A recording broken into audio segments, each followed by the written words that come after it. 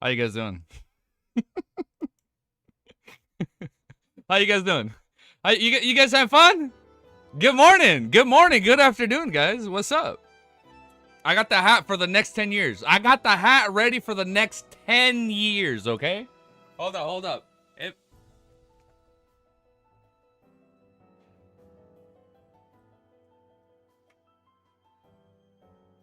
The fucking air's hitting Illy. Oh, man. What's up, guys? How you guys doing? Hey, you know what? I was actually gonna buy another hat, like, for me personally, like, outside of streaming. They had like one of those like Charlie Chaplin hats, and I was like, I kind of want to get one, man. I was like, I kind of want to buy one for myself, dude. But you know what? This will do. Now let's mute our phone. Get 0 distractions.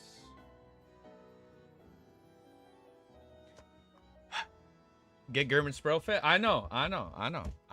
It coming. Get the top hat and the ZMR in the back. What is the ZM? What's ZMR? Yo, long time no see, Richie. What's up, dude? What's up? Well, look, man, I got the hat ready for the next 10 years, man. It's crazy. All right, let me raise the volume up on my end. Okay, sadly, we can't do 25 chapters, but we should be able to do a bit. Oh, Zominger. Ah, okay. Wait, I gave Ellie a bath. Look at her. Hi. Hey. What is that?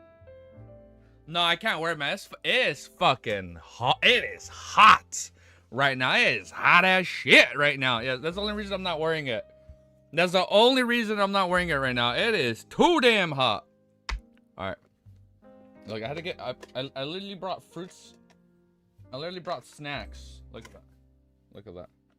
We're eating healthy today. We're eating healthy today. Hold up. Just get all this set up. You can tell I was running a little bit late. But look. We're eating healthy today. I got you guys. Today's going to be healthy snacks today. Today is healthy snacks. All right. So sadly, I can't do a really long stream. We can probably do like 3 hours. New music for this stream in around 10 chapters.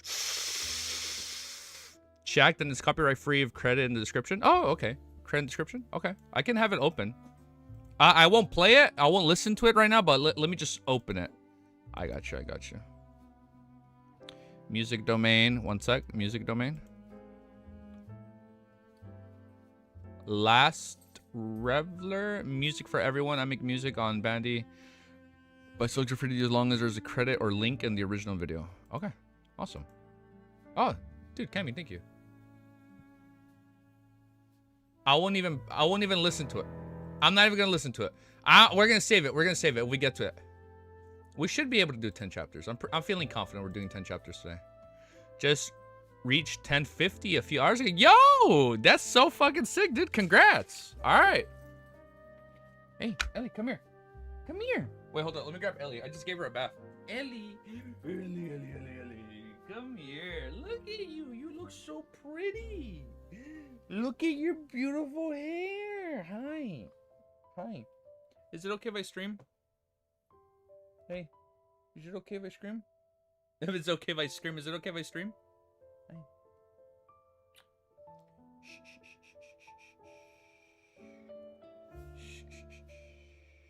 Man, I spoil you. Oh, wow. I spoil this dog. You shall never surpass me? Hey, that is the goal, bro. But can you surpass Wiz? No, I'm kidding. Alright. Now let's read. Alright, we're not stalling.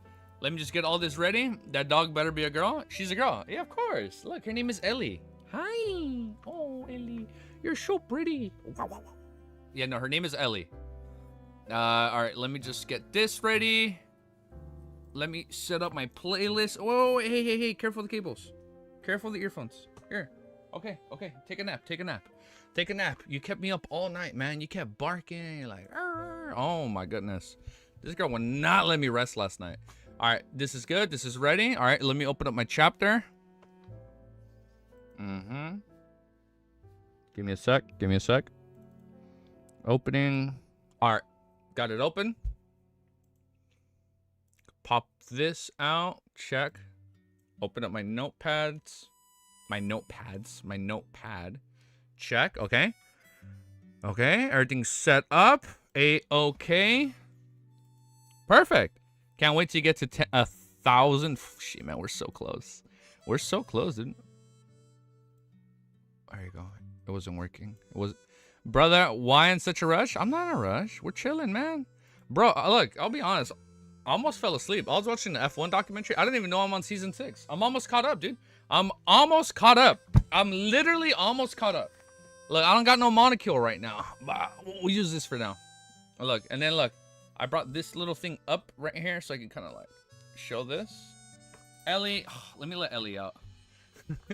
Let me let Ellie out. One sec, guys.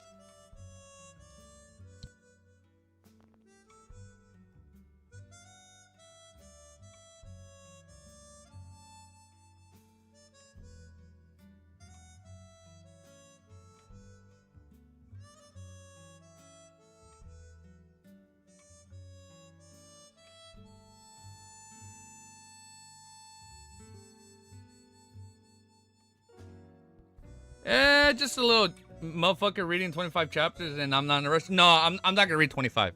Look, I'm not gonna lie. The 25 and the title, I think that was clickbait. I don't think I'm gonna be able to do it. I thought I had more free time. I don't. Let us read and wish don't be salty. No, we're good. We're good. No, that's just how we are towards each other. We try and get each other to stall long enough. That's our goal. Wiz, you gotta finish volume 5 on spoil him to show who's the top wolf of the pack. He's like, I'm the alpha. You guys used to watch Teen Wolf back in the day, right? Like, I'm the alpha wolf. All right, music is being lowered. Can you wait? Hold up. Can you hear the fan? I have a fan on. Can you hear it or no? Is it good? Shit, title 975. I can't. Okay, so you guys can't hear a fan. Ooh, this is a good filter then. Okay. You guys can't hear it? All right. Good shit. All right. We're going to see how far we can get. Hello. Hello, fine gentlemen. What's up? What's up, Mick? All right. We have our hat. We literally have our hat for the next 10 years, okay? I know that right now we're reading the web novel. Right now we are reading the web novel. I just want you to know we now have the top hat for the next 10 years of the Donghua. All right, these next 10 years of the Donghua is gonna go by in a blink of an eye. Oh man, I'm trying to forget what's the saying. Like you don't blink too fast. I'm forgetting it, man. I'm forgetting the saying from the movie. Otherwise, time goes by really quickly. I'm forgetting the saying. Long story short, this is gonna be our hat for the next 10 years when we're doing our Donghua reacts. So if you guys are excited for that, make sure you like, comment, subscribe. And now, Lord of the Mysteries, chapter 976. It's called what? Zealot. Do I look like a zealot with that hat, or are we chill? I think we're good. I think we're good. Oh, you removed the old Tim cover pic too? I figured I'd remove it since I already have this here. And I mean, I already have the book right here, so I'm like, that's right. Like we're so deep. We're almost approaching chapter 1,000. Like we are so deep into the series. I think it's chill if we just don't put it. I think we're good. I think I could be wrong, but I think we're good. Oh, you know, I can do this. Hold up. You guys don't normally see this stuff on stream, but look, I can kind of move my shelf around a bit. At least a little bit. I mean, I can't even turn it on. Oh, never mind. I'll just put this back. Sorry. I'm like literally doing this right now. Fucking doing it live! Unless I put this like right here. And then we can put like Rimuru like right here. Yeah, that's good enough. Or maybe the other way. Can you guys read? I think the chapter title is readable. Yeah, it's good. It's good enough. Give me a sec. Literally just make it big enough. Laggers at me? I'm not sure. Might have been me. Rimuru for the best web novel in the world. That time he was Rimuru. Dude, I fucking love Reincarnated as a Slime. I don't even talk about all the anime I like, just because we're always reading this. But yeah, dude, I'm telling you, I've been around the block a lot. Let me just... I have to Google search a white background because I unplugged my lights to use this fucking fan because it's so hot. I have to use literally a JPEG of a white picture. That's what I have to do right here. Give me a sec. I literally have to open up a JPEG of a fucking white picture, and that's literally my lighting source right here. And like, I literally have to make it big as I can. Wow, look at the difference. Crazy. Okay, we're good. I'll do. I swear I'll do it. What do you do? Or do I spoil him on what the plot ends of volume? Are you almost done? Oh shit. Bro, he already spoiled me. What do you mean? He already gave me a spoiler. He said Shio and Leonard join. The best way to extinguish competition is to ruin ruin their will. Okay, I actually do know one spoiler. I do know one spoiler. It's not like a crazy spoiler. I know a name. I'm not gonna lie. I know a name, and this individual has been in chat a few times. So I'm like piecing it together right now. I only know one spoiler. I only know one spoiler. But you know what? I'm gonna record it. That way it's fair for you guys. I only know one. I know a name. I think.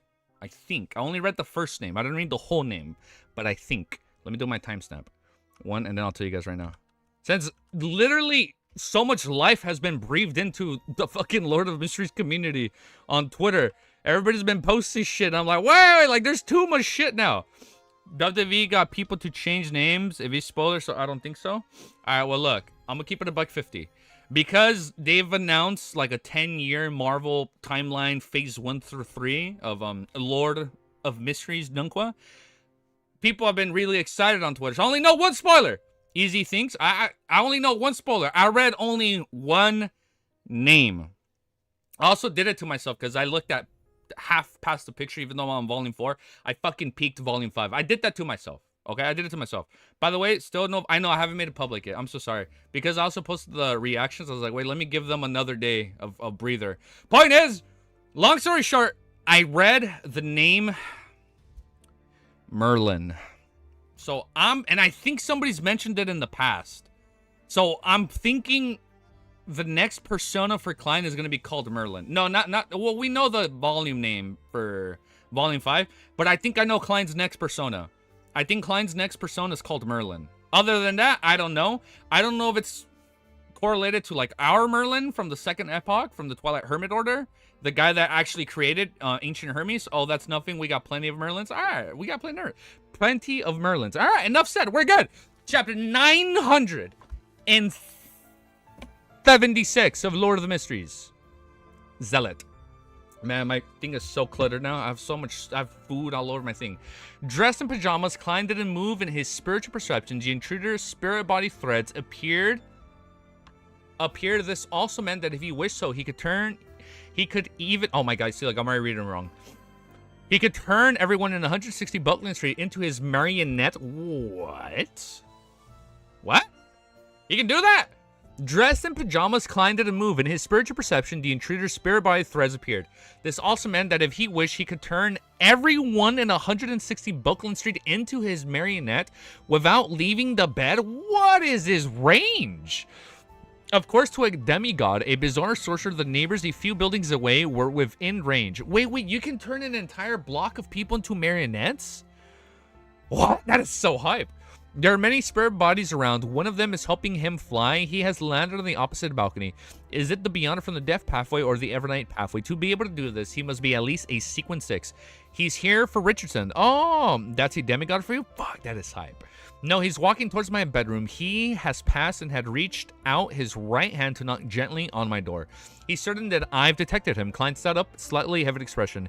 He had made the initial judgment via spirit body threads, but subsequently he did it via direct sight. A scene that formed in his mind. After Klein reached sequence 4, not only was his danger premonition as a clown enhanced, the amount of power he could stir and use from the mysterious space above the Great Fog had experienced a qualitative change. So back then he was able to put the aura around him. So where do you go from here? Very bizarre. With the two combined, it was difficult for him to use his intuition to have a projection of the intruder's figure and actions.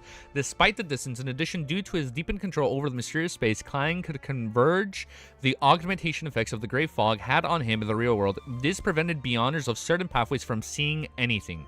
So he's like completely hidden in shadows. Based on his judgment, by being above the Great Fog, augmented himself with the card of blasphemy, using the Sea God Scepter, all three things. The strength that the Fool could direct at the real world was a systematically closer to that of an angel. If that weren't the case, even if the Great Fog and the paper figuring substitutes could allow others to maintain the lucidity and dreamlike states, Klein wouldn't have dared to allow the Justice to face his sequence 4 or even his sequence 3 of the spectator pathway. Amidst his thoughts, he left his bed, wore his slippers, and straightened his pajamas. He walked to the reclining chair and leisurely sat down. Please come on in. The door to the master bedroom opened silently, but no cold wind blew in. All it did was a spiral in the corridor. The visitor was a man about Dwayne Dante's age and of a similar height. He had black hair and brown eyes. He had cut facial features, a classic example of a lowness man. He wore a silk top hat. What did I say? A silk top hat. Oh, we got our top hat. We now have our silk top hat. He wore a silk top hat. They're very comfy indeed, and had a rather thin face. My face is kind of thin.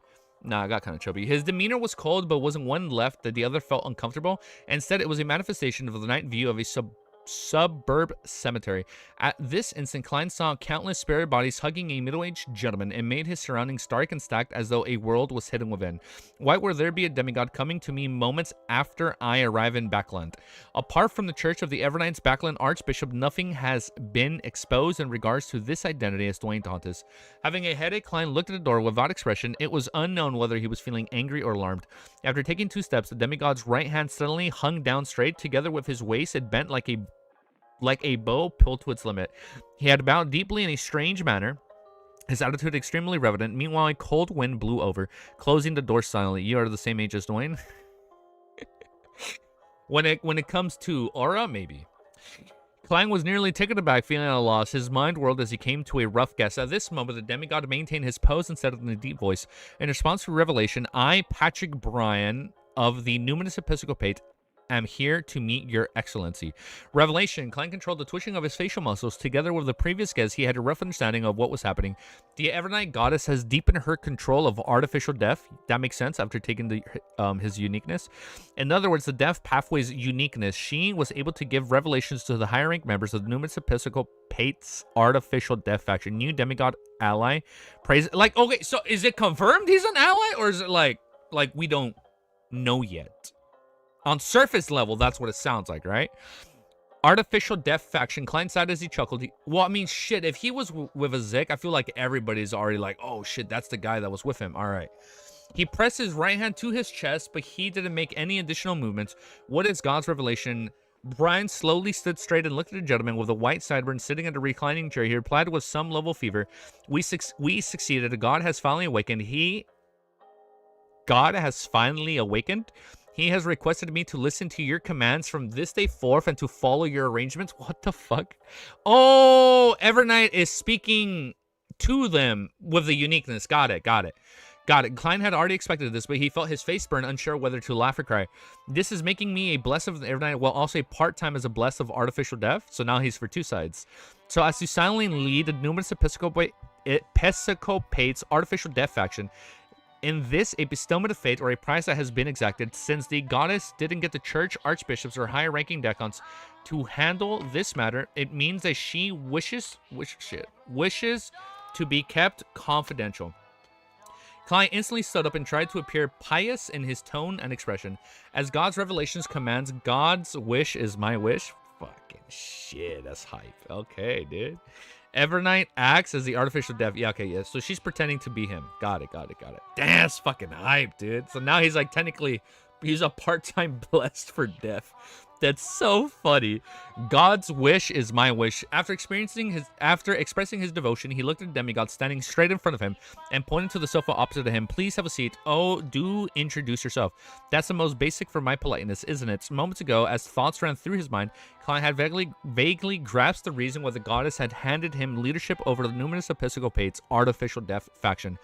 As German Sparrow, he had close connections with Death Council. Therefore, if anyone were to really discover anything amiss and begin investigating the numerous Episcopate's artificial death faction, they would realize that it had something to do with German Sparrow and be enlightened. They would believe that they had grasped the truth as to why artificial death was able to come to life and send a revelation. Due to this guess, Klein deliberately made Dantes use German Sparrow's usual speech. No longer anime every the fool who loves his world. Oh, you changed your name. That's what's up, dude. Patrick Bryan sat on the sofa and said after some thought, I'm Loaness. I once did business in East Bala but nearly died because of a disease. I was rescued by members of numerous Episcopate, and during the ritual I received God's grace and survived. Later, I secretly changed my faith. The faction I am... Wait, he changed? The faction I'm in is always being vilified? A royal order? Vilified by the other members of the numerous Episcopate. They believe that we're engaging in sacrilege, that we're in a bid to create a new death. Oh, the artificial death faction. But that's not the case. We firmly believe that God didn't perish at the end of the fourth epoch. He is merely asleep and requires certain things to be done in order to be awakened. The facts have proven that we were right. You are... That's crazy. You are a witness to this. How many organizations is he technically affiliated with? It's crazy. It's honestly like half. A good amount. A good amount. He has ties to like a good amount, man. It's wild. Now, all we're missing is the Demoness, and then we're locked in, bro. The ancient chronicles I received didn't say so. The high-ranking members of the numerous Episcopates are fully aware that they are emulating the matter of the hidden sage to create artificial... Wait, whoa. They are emulating the matter of the hidden sage to create artificial death? Could it be that this gentleman in front of me isn't a core member of the numerous Episcopates artificial death faction, and he also lacks sufficient knowledge regarding the uniqueness? But how can a demigod not be a core member? Wait... He's a demigod and isn't a core member? How does that make any sense? Are they just that stronger? People trying to attack Klein and look for allies end up discovering everyone is their enemy? Like, my enemy is your enemy. Let's be in allegiance right now. But I don't get this. This guy's a demigod and he's not part of the main core. Yeah, he isn't a core member of the numerous Episcopate's artificial death, and he also lacks sufficient knowledge regarding the uniqueness, and he doesn't even know. But how can a demigod not be a core member? Even in numerous Episcopate is it remnant of the Balaam royal family and Death's church, with copious amounts of knowledge and powerhouses. There's no way they will let a demigod go to waste. Even the 7 Orthodox churches wouldn't do such a thing. Klein was extremely puzzled hearing this as he asked, what about the other high-ranking members of your faction? Patrick Bryan said with a reverent look, when I joined the numerous Episcopate, God had already awakened a little. Artificial death, awoken a little. This is all the work of the saints of the past. They had sacrificed themselves over the numerous rituals. Certainly, we have a total of 3 saints and an angel. They are in East Balaam while I'm in charge of Backland matters. That's not right. Based on the information provided by Leonard, the numerous Episcopate have their members split into too many small teams in Backland. Split into many small teams in Backland. So wait, he's hiding this. They aren't aware of each other, and they only make contact with a specific person in the southern continent. Oh, so even like they wouldn't even be able to rat it out. Like if there was a snitch, you can't even snitch. There's no overall person in charge. No overall person in charge. Klein's first reaction was that Patrick Bryan was lying, but he immediately dismissed it. This was because it was something easily verifiable for a blessed who had been the focus of a revelation. He thought for a moment before he asked, "What's that angel's name? Where is he? Are there any other revelations?" Patrick Bryan answered frankly, God made me not inform others, not to make inquiries to others about matters. Our leader's name is Hater? Hater. He's a hater? Is he a hater? Our leader's name is Hater, both a last name and a first name. Hater, okay? He was once the archbishop of the church, and later he became an angel thanks to God's grace. He has always been working hard to awaken the sleeping god, but he was severely corrupted in the other rituals. Currently, he is unable to leave his mausoleum. Oh. Otherwise, he would directly lose control. He is considered my teacher. So his... Oh, that's hype. This demigod that has existed since the Balaam Empire is clearly a key in steering the artificial death project. Klein asked and thought he and the other 2 demigods are Balamese purebloods. Yes, Patrick Bryan nodded. I roughly get what's happening. Klein couldn't help but sigh inwardly. He believed that Patrick Bryan was an ordinary demigod, but a byproduct of the Artificial Death Project. Back then, Hader and the other members of Numinous Episcopate's Artificial Death faction had no intention of saving a Lowness. Instead, they had planned on using him for a ritual sacrifice, item, or material. In the end, something unexpected happened during their attempt, which they originally hadn't had high hopes of. Death's uniqueness gained some level of instinct or produced other changes. This led to Patrick Bryan's survival of his establishment of a certain connection with the Artificial Death. His spirit and body became special. Upon witnessing this, Hader and the other high-ranking members began viewing Patrick Bryan as the key to the success of the Artificial Death Project. They gave him potions and taught him proselytizing him with the faith of death, thus fabricating the perfect excuse for themselves. And due to Bryan's specialness, he had advanced rapidly and became a demigod. Of course, no matter how key he was merely an experimental subject. So that's why he's not a core member. Patrick Bryan had never been treated as one of the members of Numinous Episcopate's Artificial Death faction. Later, he was sent to the Lowen Kingdom backland to lead 2 or 3 teams. He did various kinds of rituals in a bid to bring uniqueness of life. If they don't want him, we will take him out. We'll take him. He can join our side. Such a guess was in line with the situation which Klein was currently aware of. First, Leonard had mentioned that the Numinous Episcopate's Numinous Episcopate's Artificial Death faction had placed their experiments in backland, planning to destroy the enemy's capital, even if an accident happened. Second, many teams were independently connected to the southern continent, and backland had no overall person in charge. Third, Patrick Bryan's knowledge of artificial death was very different from reality. This also meant the people in the southern continent didn't care for Bryan's life and death, nor did they tell him the truth. Under such circumstances, there was no other explanation unless he was a byproduct of an artificial death project. For the looks of it, the goddess's control, the uniqueness is still limited. She can only... Limited? I'm sorry, so she's going to be able to power up more later. She can only send revelations to one person who is directly connected to artificial death. She is unable to... Oh, because of the uniqueness. She is unable to influence Hader and other saints. Klein drained his thoughts and asked which occurred sequence Patrick Bryan didn't hide the truth. I'm an undying. Oh, shit. That is good, dude. Okay. We have an undying as an ally. That's badass. Wait, I need to fix OBS. One sec. We're good. Okay, it's fixed. I just had a what's the word? Straighten it out. It's kind of crooked. Okay, timestamp. 16 minutes. 14 seconds. Okay.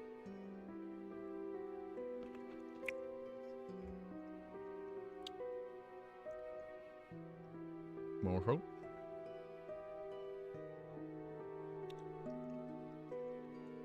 My teeth are so sensitive, man. Whenever I eat something cold, it like aches, man. It's so cold.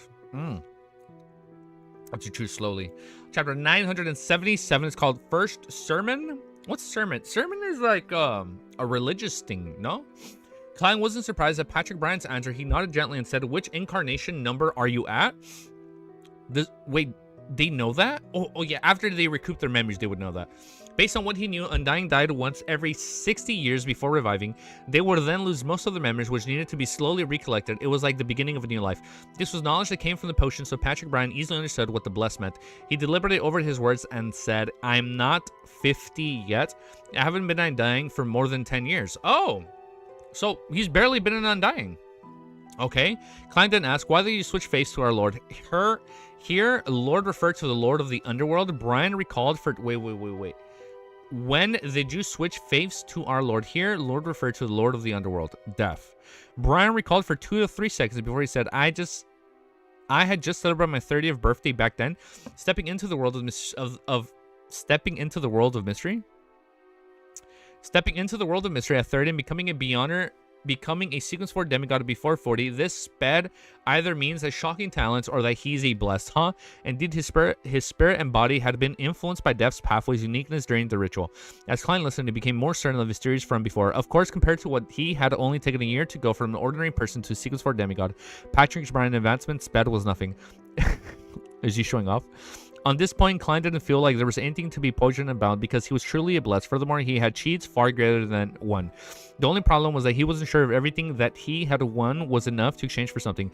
After some thought, Klein asked, "What's your current public identity?" "I'm a businessman. I have 2 garment factories in Backland. On the surface, I believed in Evernight Goddess and in support of the new party." Patrick Bryan introduced himself. Did we update this? Yes, it's updated. Klein nearly loud-eyed scoffed as he continued. "How many numinous Episcopate members do you have under you? What are they doing?" Already prepared, Brian answered eloquently. 2 teams, a total of 12 Beyonders. Some of them are working at my garment factory, while others are in the watch of the clock industry. All of them have their own formal occupations. Typically, they will be careful when proselytizing to the people around them. The progress on this is very slow, nor is it the main goal. We don't have more than 100 believers. Most of the time, they're searching for clues that the god had left behind, as well as the different materials needed for the awakening ritual. Which clues in hand, we will carry out operations, and once the materials are gathered, we will experiment in different awakening rituals and seek out the most effective one. I'm the main person behind this operation, and I'm also the core of the ritual. You sound pretty proud of that. Klein asked about other matters and received detailed answers. Finally, he thought for a moment before saying with a stern expression, "In accordance with the revelation from God, you are to heed my instructions from this moment forth." Patrick O'Brien immediately got up and gave a solemn bow. "Yes, Your Excellency." Your Excellency. Shit. If they're dead, how can I lose control? Exactly, dude.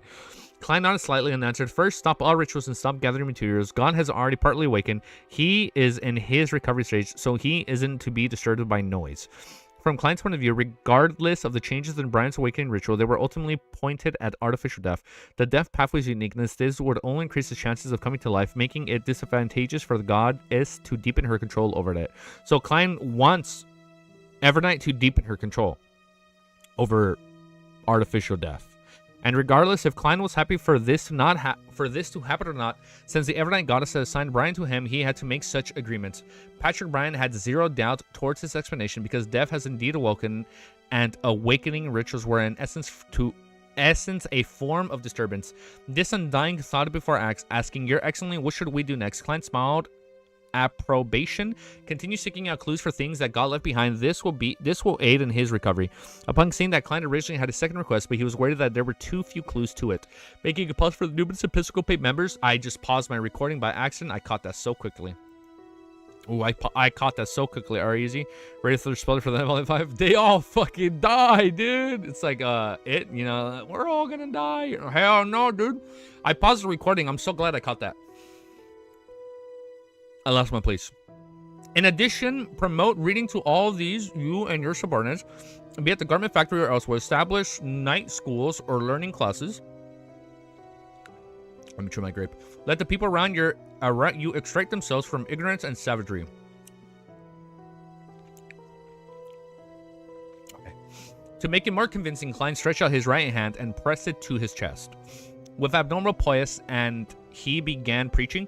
God said one needs to understand the belief to believe. God said one needs to understand the belief to believe. God said that those who are lost, one has to first strengthen their body and arm his brain. This is because the kingdom he promises is one without ignorance and savagery. Patrick Bryan didn't doubt Dwayne Dante's words, nor did he find it strange that such records weren't found in numerous Episcopate's Bible.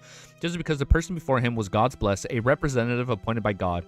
He earnestly nodded, "I will heed God's teachings. May every spirit gain eternal life in God's kingdom." He is her blessed. Now, after all, also within the hidden sequence as a precedent, a uniqueness coming to life seems pretty dangerous. So he's like, he's like, that's not a good idea. As he said that he used, thank you for clarifying that.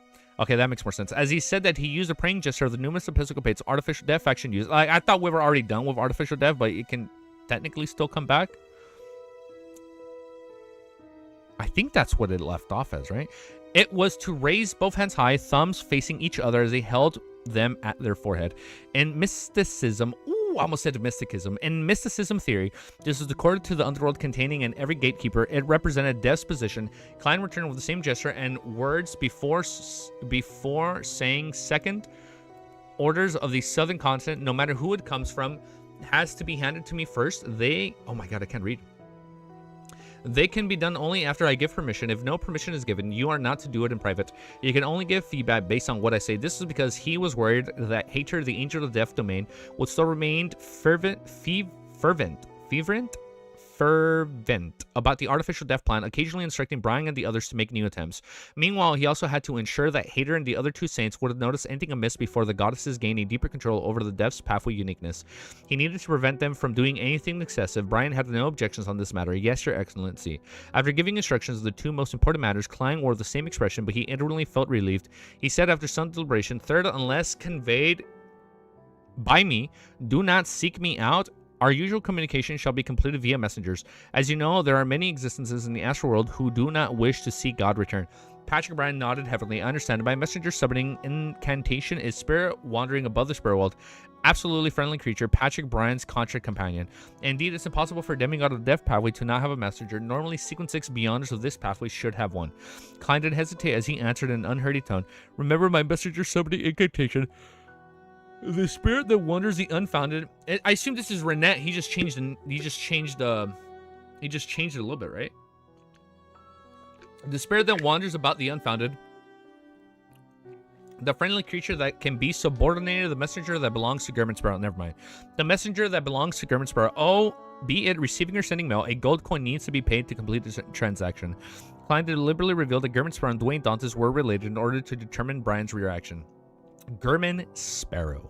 Patrick Bryan repeated the name in puzzlement before coming to an enlightened state. He exclaimed in pleasant surprise, Your Excellency, Deaf Console?" Thankfully, although he's a byproduct of a ritual and is a feverishly zealous title drop, he has normal intelligence. He can consistently seek out information and do an analysis. Klein exhaled in relief and replied with a smile, "I'm not him, he is my teacher."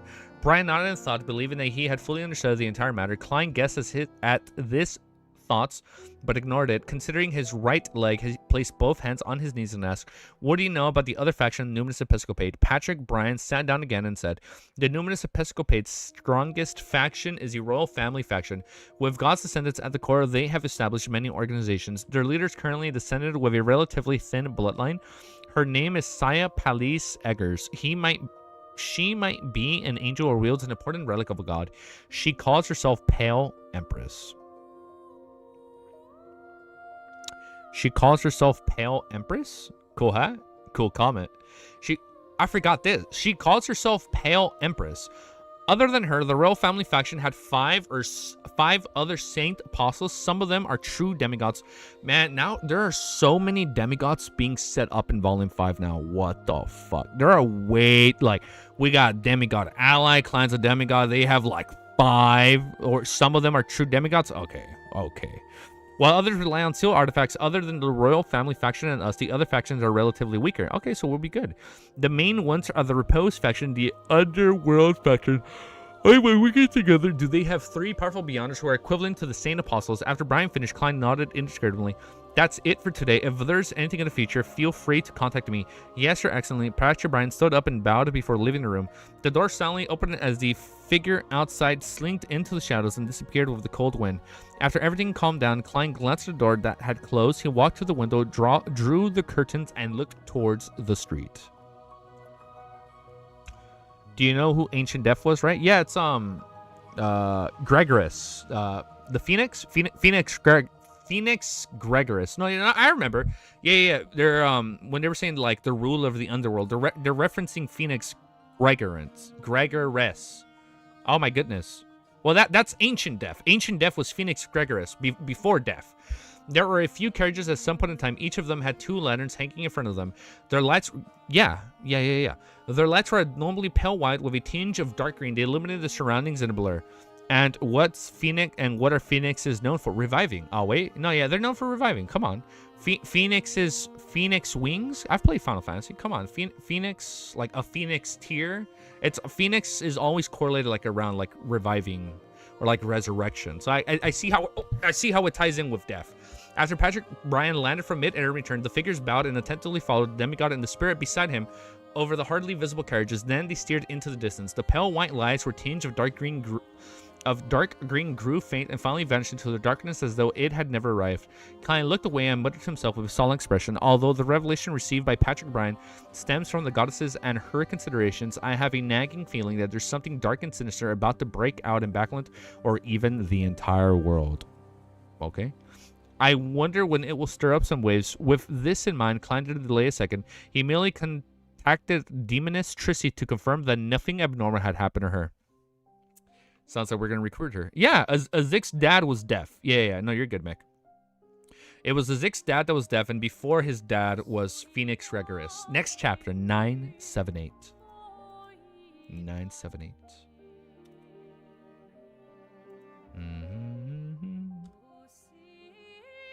27 minutes. 47 seconds.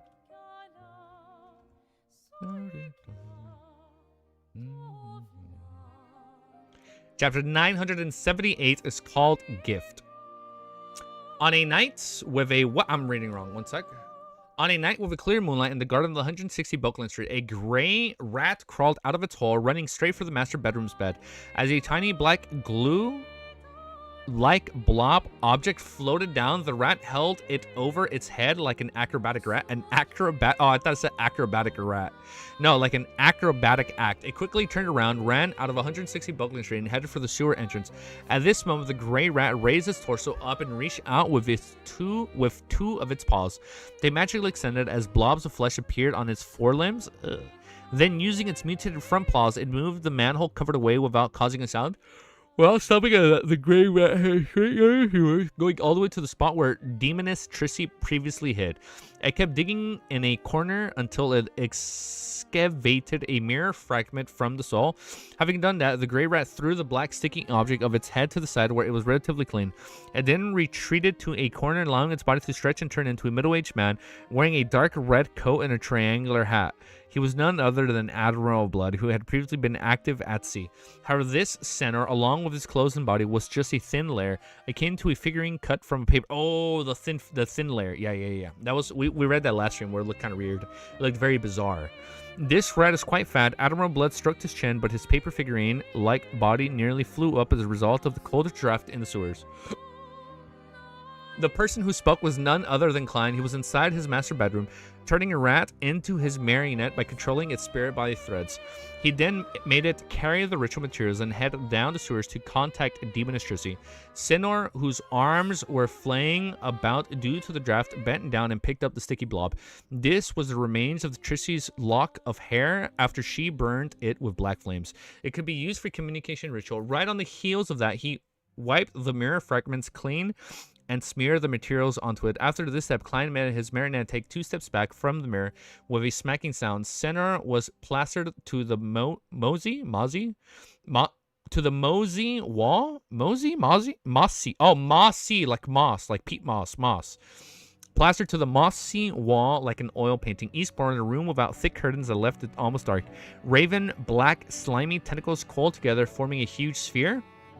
So the raven, black, slimy tentacles coiled together, forming a huge sphere. What the fuck? At the end of these tentacles, there were either eyes with clear black and whites embedded in them, and there were venomous snakes that had attached there. Venomous snakes? The latter opened their mouths slightly as they shot their tongues in a rather strange fashion. It was quite a harrowing scene. Suddenly, they filled up or retracted at the sphere, crumbling layer after layer.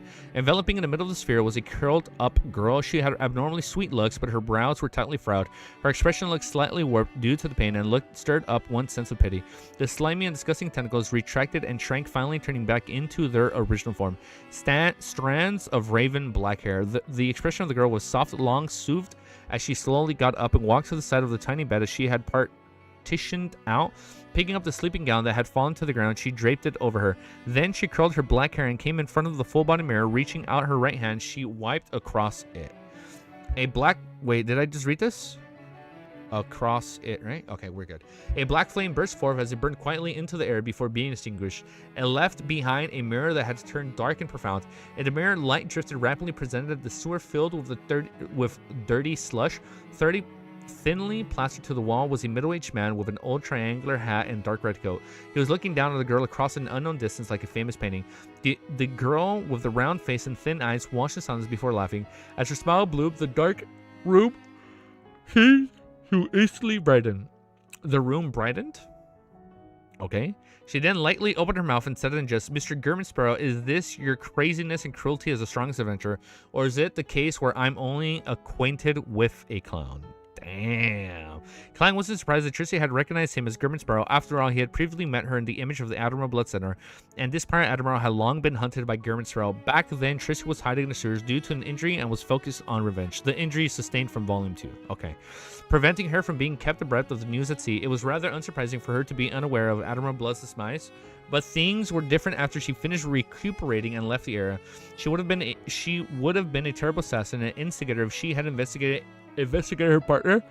Tracy's first actions indicated that despite being evil, it didn't discount her intelligence, which makes her an amazing Terror Club member.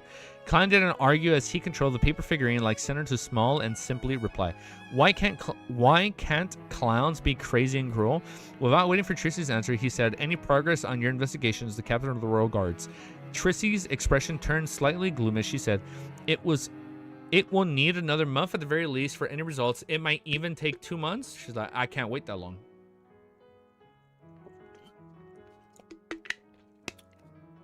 If you need help, you can seek me out. Client empathized again.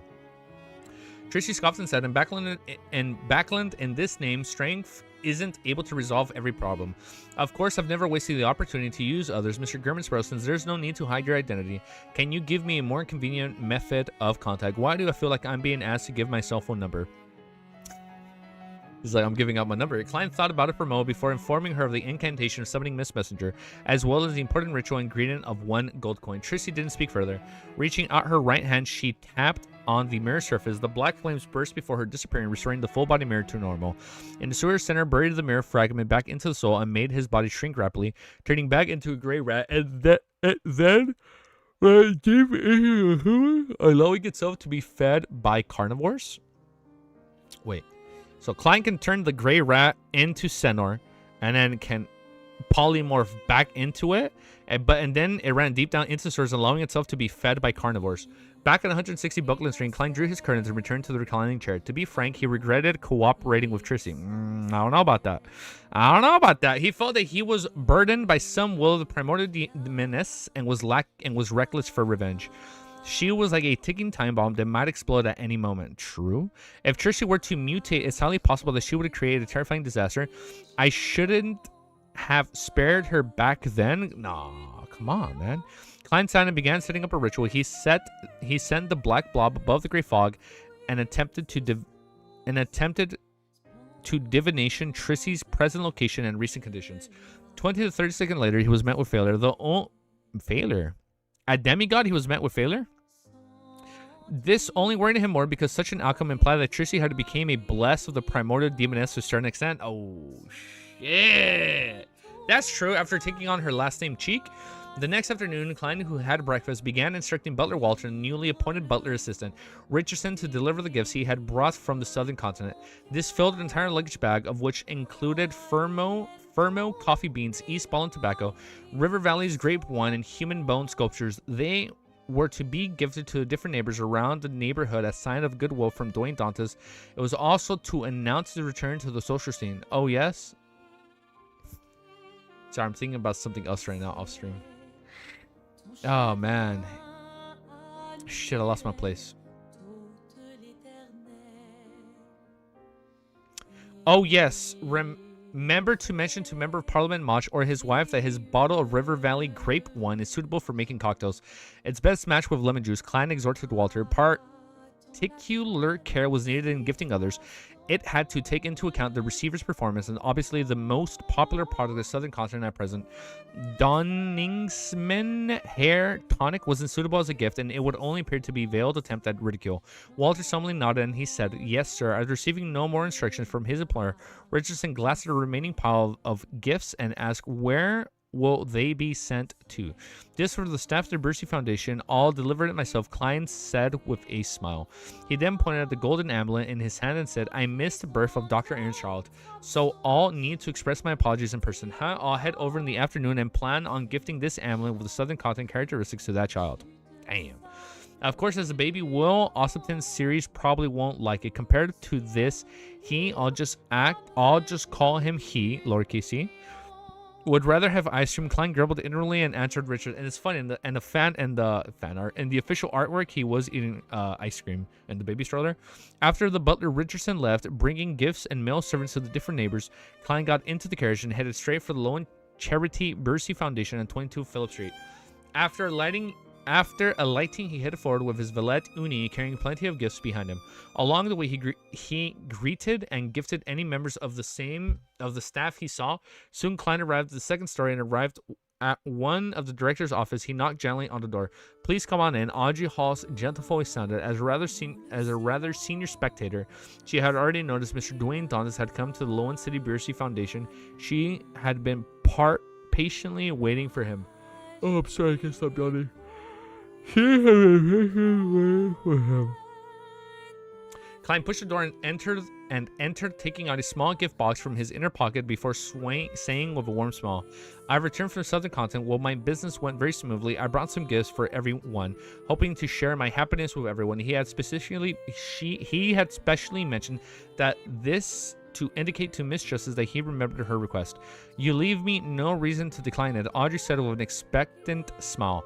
This didn't mean that she cared for my gift Mr. World gave, but more a result of being curious as to what Mr. World would give.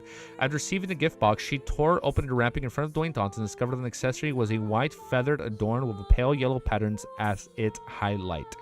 "This is a decorative ribbon," Klein explained. "People of certain social standings in East Balham will enjoy wearing items with such white feathers on various parts of their body.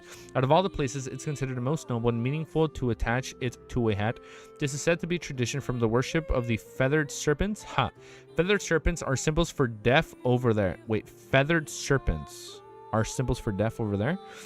"And the feather he got the Southern Continent craftsman to craft it into a hat was a byproduct of the Artificial Death Project. It could even be sacrificed." Just watched One Piece's new opening, made me cry. I haven't watched it yet. Bro, yawning after 3 chapters is over. I know I've had a long day and I make sure to wake up super early to hit the gym. And I'm only drinking G Fuel because it has less caffeine than a cup of coffee. That way I can like actually go to bed early again today. Klein had once tamed, so I am slightly tired. Klein had once obtained 3 of them. He had used one in Bam by using the Copper Whistle Messenger and summoning the mutated monster, which was corrupted by artificial death. The other was sacrificed to artificial death in the Southern Continent, and allowing him to receive the revelation of instant will. Being possessed by an evil spirit, this was the last feather. As the present artificial death was equivalent to the Evernight Goddess to a certain extent. Klein, who was clearly a blessed, didn't need to carry out such acts in subsequent rituals. He could use other rituals to replace the feather, so he decided to turn the remaining one into a gift for Miss Messenger. After all, she was also a believer of the Evernight, and she might also be contact artificial death. I so quick a moment. Oh my god. Audrey held her present with a smile as she silently listened to Dwayne Dunn's description. For some baffling reason, an idea flashed in her mind. "Don't tell me Mr. World really plucked a feathered serpent's feather for this hat." Maybe. Alright, chapter 979. Man, stop yawning. I apologize. Bro, you need a sleepless potion? I know, man. I need it. I need the sleepless potion, like, pronto. But it's like, I don't want to drink coffee because then I'm going to be way too awake, man, and I won't be able to sleep tonight. Because coffee keeps me wired for like 6 to 8 hours. And it's like, I'm not... 4 to 6 hours. And like, I'm trying to not drink coffee because then it's going to be hard to go to sleep. That's what I'm just drinking.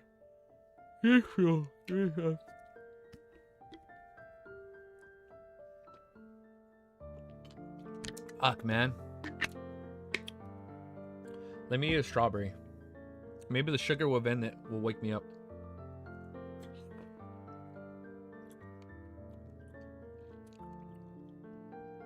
Or reader for better reading and understanding. I mean, I've gone so far into the series. I feel weird if I just start listening to the text to speech because it has it. It has it. Look. Watch. The traditions in the Southern Continent are really different from ours. I feel weird listening to that. After going so far, you know?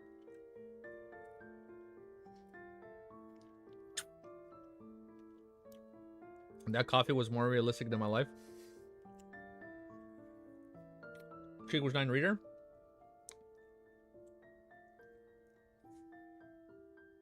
Oh, you need a reader potion? Oh. Oh, or reader. I thought you meant use a reader. They have good ones on YouTube. I mean, this is just a built-in thing that reads. All right, next chapter. Ooh.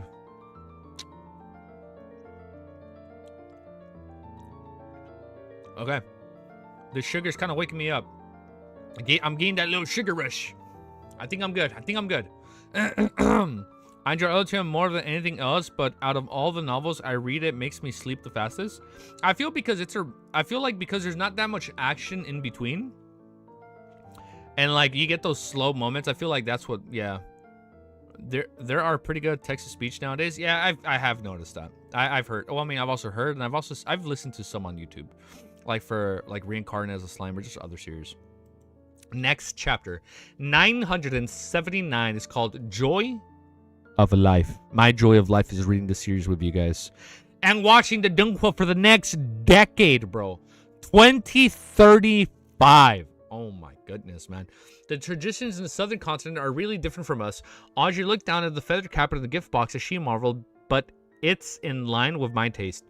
The latter half of her sentence was partly genuine and partly out of politeness. On one hand, she found the processed feather akin to a piece of artwork, and on the other hand, she found its style too obvious and extreme. It wasn't something she would use as an accessory. This was akin to how others would have their interest piqued by items with unique and mysterious patterns when visiting ancient ruins. They would be filled with praise over it, but they would seldom purchase similar items to place it at home or use it as an accessory. Klein smiled in response. There are also many stark differences among the southern continent traditions. It's almost completely different in East Balin from the highlands and river valley. Of course, they also have their similarities, such as their adoration of gold. They believe that this metal possesses magical powers.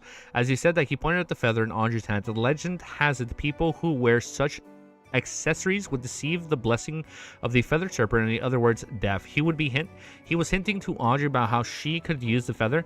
As in sequence 6 of the spectator pathway, Audrey easily read in between the lines. She understood that the hat accessory allowed her to receive a response from the so-called death at critical moments, bringing about certain effects.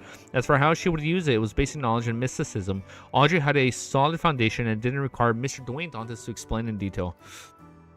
4 or 5 a.m. to read LTM. Damn, between my sleep and LTM won the battle. Damn, dude. So far, I haven't been able to do that. I haven't been able to stay up to like 4 or 5 a.m. reading. It's been a cool minute since I've done that. She faintly smiled without revealing her teeth and said, I really like it. I will attach it to my hat in appropriate situations. Not bad. It's so easy talking to spectators. Klein returned with a smile and pointed at the door. I still have a present to hand out. You will be the most welcome person here today. Audrey replied with a smile and euphemistic way of expressing her gratitude. Meanwhile, she was a little vexed. She was hesitant about finding an opportunity to inform Mr. World, who had been embroiled in Charon's unaliving, about Hyven Rambus. He had shown some deep interest and importance on the matter. Oh, it's almost Monday. I'll leave it until the Terra gathering. It will be much easier to communicate when the time comes. I can also seek advice from Mr. Hangman and Madam Hermit on how to deal with my current situation, especially the problem of being wary against the cues and hypnotism from a high sequence beyonder. After all, I can't always pray to... Oh my goodness. After all, I can't always pray to Mr. Fool ahead of time to receive an angel's blessing. When careful thought such as a form of hypnosis is truly terrifying. Carrying out instructions without realizing it. Oh man, my eyes are so blurry. Audrey's mind was washed with thoughts as she bubbled. This made her suspect that many people in Backland's high society had been hypnotized, acting in This made her suspect that many people in Backland's high society had been hypnotized, acting in ways that violated their true intentions and will. Psychology alchemist. In addition, she also came to realize something. Every time her parents attended Mass at St. Samuel Cathedral, the one in charge of the rites was definitely Backland's archbishop, and to hold such a post, he was definitely a demigod of the Church of the Other Night. At times, His Grace will even visit in person to chat with us. This is to prevent such matters from happening. That's why Hive Rambus hypnosis effects on me didn't go overboard. Audrey watched as Dwayne Dantes left her office. After closing the door and sitting down at her desk, she picked up a fountain pen and mindlessly scribbled on it. After she reined in her thoughts, a piece of white paper filled with interlocking circles, there was a face with cold eyes and scattered lines. I need to sip my G Fuel. Give me a sec.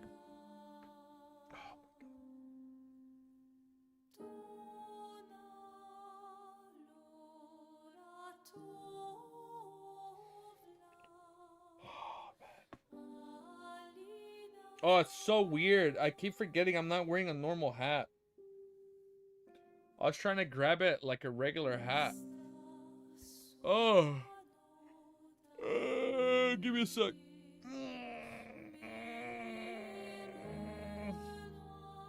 Oh. Lord Almighty. Give me the strength. Give me the strength today, man. This is not good. Fuck, this is not good.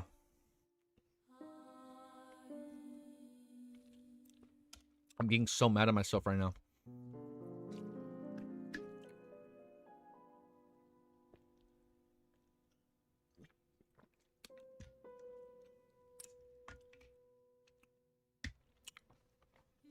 Man. All right. At a glance, Audrey tensed up. She immediately used her spirituality and the friction between items to ignite the paper, turning it into ashes.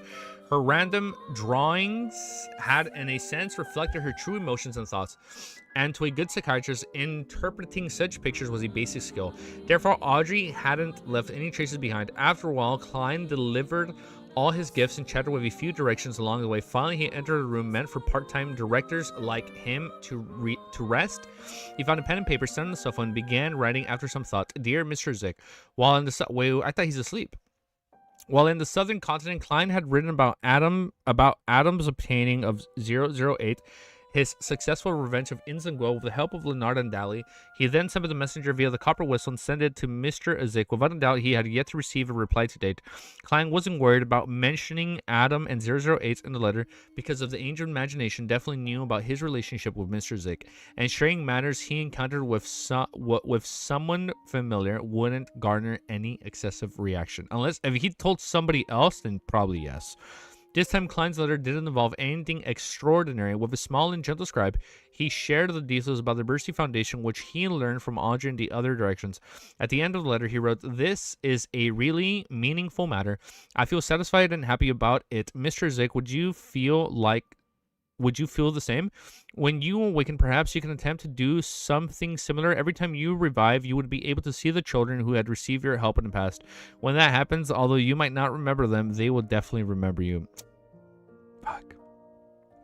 After finishing the letter and putting down the fountain pen, Klein carefully read it once, and after confirming that there weren't any problems, he blew the copper whistle, summoned the skeleton messenger, and allowed it to take the letter away. Following that, he left the Lowen Charity Bercy Foundation with his valet Inuni. He came to nearby St. Shama Cathedral and silently prayed for 15 minutes in serene and dark prayer hall. Like before, Klein came to the donation box and threw a stack of cash, a total of 80 pounds. Taking this opportunity, he found Bishop Electra and had a chat with him and listened to his sermon. This also announced to the church that Dwayne Dante's return. As for the president, Klein didn't directly give in since he was inside the goddess's cathedral. Instead, Butler Walter would naturally deliver his gifts to the bishop's residences in private. At tea time in the afternoon, Klein followed his schedule and left 160 Bulkland Street and headed to Dr. Aaron for a visit to visit Richardson. He had already informed them in the morning and had received permission to visit. This time, Klein not only met Dr. Aaron Series, but he also met his wife, Wilma Gladys, as well as the newborn of his older brothers and sisters who were a few years older. What a pity I wasn't able to participate in. Klein deliberately paused and successfully waited for William Gladys to reply. Will with a smile. He recognized his words and said, "Unfortunately, I wasn't able to participate in Will's birthday party because of my trip in East Balham. This is an amulet that's rather popular over there. It brings children good luck." As he said that, he handed the golden accessory to Dr. Aaron. Aaron Trees wasn't a man who was good with his words. He accepted it without declining it and nodded, thank you. Following that, he held the string and hung the golden amulet in the palm beside him. Shaking it, he asked, Will, do you like it? Wouldn't it be well? Do you like it? Wrapped in silver silk, the chubby baby raised his arm. Oh, Will. He's asking Will. Yes, not well, do you like it? He's saying, Will, do you like it? Wrapped in silver silk, the chubby baby raised his arms, swung it, and flicked the golden amulet away. He doesn't like it. Flicked away. The mood instantly turned a little awkward in the activity room. Klein chuckled and broke the silence. This is the reaction all kids have. At this moment, a maid had delivered the 3-layered tray from high tea, allowing the host. Holy smacker. Allowing the host to get to switch up the topics of conversation, allowing the mood to return to normal. As Klein drank his black tea and ate the pastry, he began talking about all kinds of interesting customs in East and West Balham. It left the couple and their 2 other children intrigued as they would question him from time to time. During this process, Klein suddenly turned his face and Pramp and asked with a smile, You don't seem to enjoy my presence. As he spoke, nothing abnormal happened. To the couple and the rest of the people in the activity room as they continued wearing attentive looks. And the illusion Klein created, he hadn't finished his recount. Will Ostenton, who had fleshy arm, scoffed as he said with a childlike voice, What's the point in having such gifts? You might as well give me Goddard. At the very least, they can be drunk. Klein smiled as he shook his head and said, I have some news for you. Ouroboros was injured by a particular person and will likely not be able to continue seeking you out for the time being. He didn't dare mention Adam's name or title. He didn't even think about it, after afraid that the leader of the Twilight Hermit Order would notice it. Thus, discovering the Snake of Fate, Will Ostenton's location. As for a description like Amon's brother, Klein had temporarily avoided using it. He had no idea if Amon was still in Backland, and the frequent mentions of Angels of Time name would result in crossing of fate. However, Klein believed that the Snake of Fate was likely to guess who the injured Angel of Fate. This was because Klein believed that the Snake of Fate was likely to guess who had injured the Angel of Fate. This was because that the only ones who remained active in the real world and were of a higher level than Ouroboros were limited to Amon and Adam. He had used the words particular person to eliminate the possibility of the assumption of the besieging of several angels or the usage of grade 0 sealed artifacts. Will Ostenton fell silent for a moment and said, I didn't tell you that the devastation in your fate is a good thing in the long term? What? I did. Wait, I guess I didn't know. I did tell you that the deviation in your fate is a good thing in the long term. After changing information, Klein was about to dispel the illusion when he suddenly heard Will Ostenton quip, Oh, I suddenly have a craving for Goddard, especially if it's ice. Such beverages aren't good for baby. Klein wore a serious look as he dispersed the illusion, reached out his hand to receive the cup of the ice cream a maid had delivered. Then, under Aaron and William's watch, he scooped some ice cream with the silver spoons and teased the baby with a smile. Will, do you want some? Do you want some? Ma'am, Wilma immediately chuckled. Our Will doesn't enjoy that. I don't know, man. I feel like he could. Just as she said that, Klein stuffed the spoon of ice cream into his mouth. Wow, the baby in the pram immediately let out a cry. That's fucking funny, dude. All right, chapter 980. Well, man, heads up, man. I think I'm only going to do 5 chapters. What the fuck is going on, man? Why am I doing this right now? Why? Why? Come on. Wake the fuck up, samurai. Oh, give me a sec. Oh, wake the fuck up. Man.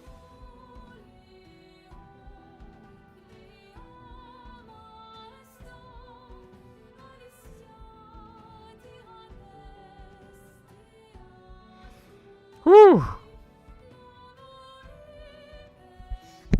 Oh, I dropped 25 chapter stream, by the way. I know.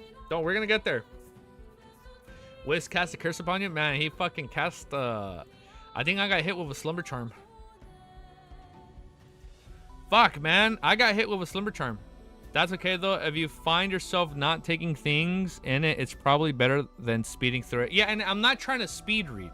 I'm just trying to read it at a normal pace and see if that helps. Because I know once I start speeding reading, I'm gonna like mumble over my words. Hopefully I finish this.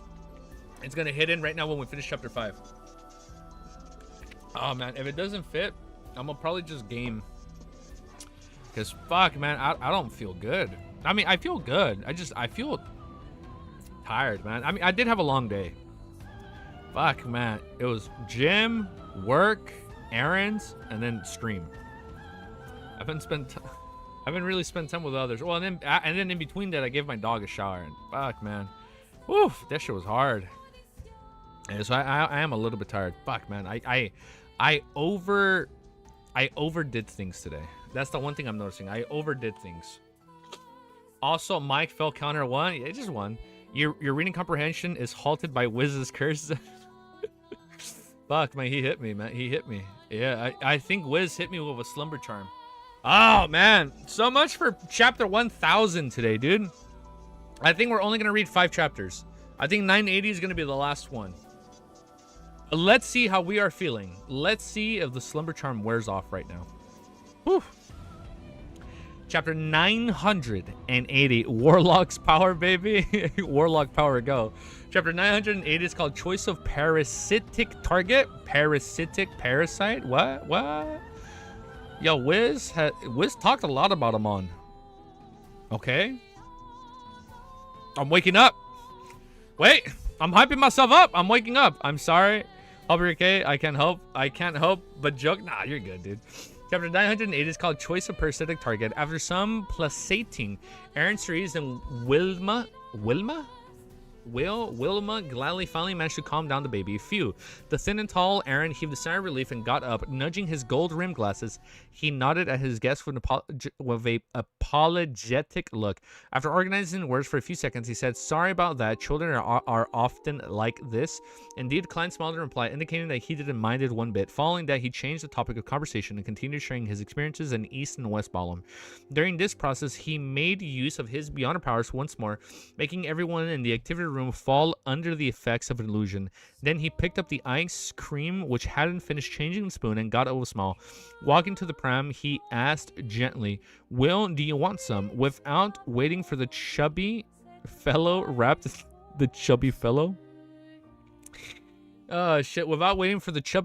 in silver silk to reply, he said with a gentle tone, "You're born now and should be able to fold a paper crane. This way I don't have to visit often. You should know how suspicious it is." Will Ossiton Series glared at him without giving him a reply. Klein didn't flinch as he took out a piece of high-quality paper and placed it in the pram. Then he bent down, scoped at some ice cream. A price is always exacted when fate bestows, isn't it? Klein chuckled as he swished the spoon in his hand. In the pram, Will raised his left hand, wiping the tears and hadn't dried from his face, and bubbled, "For be honors of the fate pathway, the exacted price needs to be paid first before awaiting bestowment." With that said, the chubby baby grabbed the piece of paper and folded a paper crane with great difficulty. Klein stood in front of the pram and maintained the stability of the spoon, watching the scene with a smile. A carriage set off of the Pinster Street and headed for St. Samuel Cathedral. While passing by 160 Buckland Street, Leonardo Mitchell looked out the window and seemingly muttered to himself, "Dwayne Dantes is back as well." The slightly aged voice rang out in his mind. Fate would ultimately intertwine. "Old man, you're becoming more of a charlatan." After he woke up, Leonardo couldn't help but mock. Palazzo Ross chuckled without reply. After coming to St. Samuel Cathedral, Leonardo entered the study of Backland's Archbishop St. Anthony under a priest's lead. Anthony Stevenson was wearing a black robe with red hues. His eyes were deep and his face clean-shaven. Standing by a cupboard, the shadow created seemed like an unknown existence that observed everything from the darkness. It stirred fear into anyone. "Your Grace, you summoned me." Although Leonard had already anticipated it, he still bowed in a rather lacking manner. Anthony nodded gently and said, "You have already rendered enough services to apply to become a Sequence 5 Spirit Warlock." Damn. When Leonard leaves the bishop, music changed to the one you told me, right? So when Leonard leaves the bishop, we play the song you told me to open. Got it. "Your Grace, you summoned me." Although Leonard had already anticipated it, he still bowed in a rather lacking manner. Anthony nodded gently and said, "No." Oh, another song. Okay. Anthony nodded gently and said, "You have the new one is 983. Got it." Athlete nodded gently and said, you have already rendered enough services to apply to become a Sequence 5 Spirit Warlock. However, you haven't finished digesting the Soul Azur's potion. Therefore, I'll be extracting you out of the Soy's team and assigning you some separate missions. Leonard replied, as for protocol, I am at your command. Anthony picked up a stack of papers on his desk and said, these are the cases with suspected paranormal activity. You are to investigate each case, mainly placating or purifying them. If you require additional assistance, you can select members of the Nighthawks team of each area of jurisdiction. Yes, Your Grace, Leonardo would have done similar tasks even if Saint Anthony had instructed him to do so. Therefore, he had zero objections towards such an assignment. After receiving the stack of papers, he casually flipped through it and said, Your Grace, what's Captain Soy's team busy with at present? He had been focused on revenge over the past half year, making himself appear desultory and insular. This prevented him from building strong friendships with the Red Gloves teammates, but despite that, they were teammates who had fought alongside with. He couldn't help but be concerned from that. They had been assigned to help Crescent finish a mission. Anthony Stevenson didn't answer in detail. His Excellency Sesamir is also in Backland. Leonardo didn't ask further as he gestured 4 points across his chest in a clockwise fashion. May the goddess bless everyone. Praise the lady. Anthony did the same gesture. After leaving the Archbishop's study, Leonard headed down to the basement. He wanted to find a quiet room and list down his wait. He headed down to the basement. He left. Or he technically hasn't left yet. He wanted to find a quiet room and list down the upcoming missions and run through them in the assigned order. Midway, while walking downstairs, he subconsciously looked at the stained window above him. The sunlight shined in making the artwork made from the stained windows look even more solemn. It also accentuated the tiny bugs and dust that floated in midair. Upon seeing this scene, Leonard suddenly recalled Old Man description. Vanitas?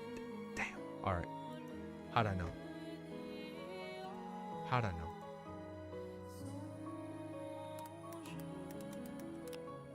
Now? Got it.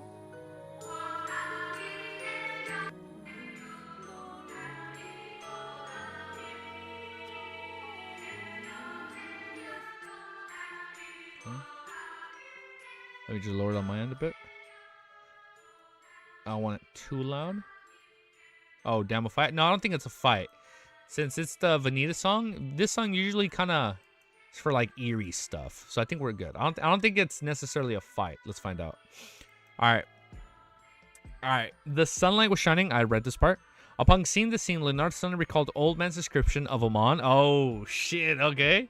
He had the inexplicable feeling that the blasphemer was everywhere. Oh, shit. He trembled inwardly as a thought came to mind. He quickly asked with a suppressed voice, Old man, I have a question. What is it? Pelazaros asked slowly. Oh, shit. Is he here right now? Leonard asked with a suppressed voice, back then, why didn't you parasitize a bug? They're smaller and more concealed. You can easily hide in cathedrals without being worried that Amon will discover you. How long can a bug live? Continuously switching parasitic targets is extremely burdensome on the body. This way, not only will recovery not be possible by parasitizing it, but will even worsen one's condition and shorten one's lifespan. Pelazaros harumphed and said, Leonardo was somewhat enlightened as he pressed, what about the other creatures? Those that live relatively longer lives can enter a cathedral without being noticed? Like a what? Pelazaros immediately chortled before saying, from the looks of it, you haven't kept what I've said to heart. This only serves to make you suffer in the future. The higher the sequence is, the greater the inclination towards losing control is.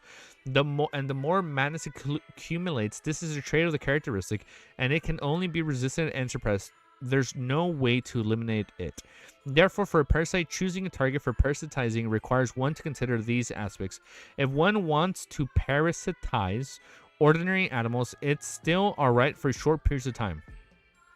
But once it goes on for too long, one will suffer the effects of the body's construct and hormones. Oh, like the guy that's been that rat for so long. Everything is reciprocal, isn't it?